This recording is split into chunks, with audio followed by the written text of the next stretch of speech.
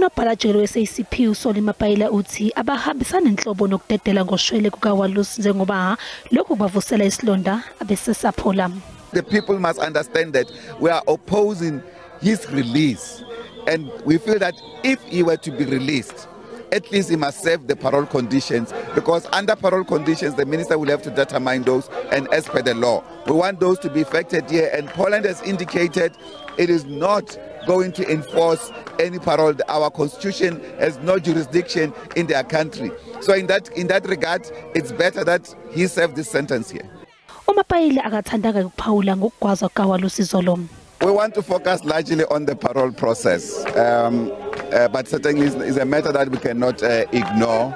The bottom line is that our people are expressing their anger in different forms. We are trying to contain the anger of our people to say we are a constitutional democracy. We should respect the rule of law.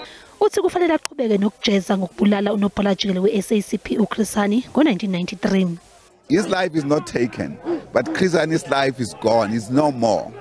That's the bottom line, and that's why we want him to account for his deeds, to tell the truth, to show remorse, to show respect to the people of this country. We have given him a sense of Ubuntu.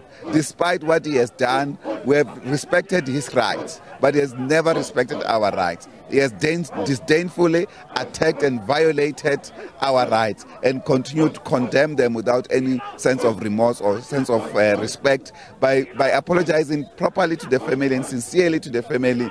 Kumsombuluko odlule, inkantolo yomthetho sisekelo yathi isinqumo sikaNgqongqoshe wezamajele uRonald Lamula sokunqabela ushwele uWalus asingafanele.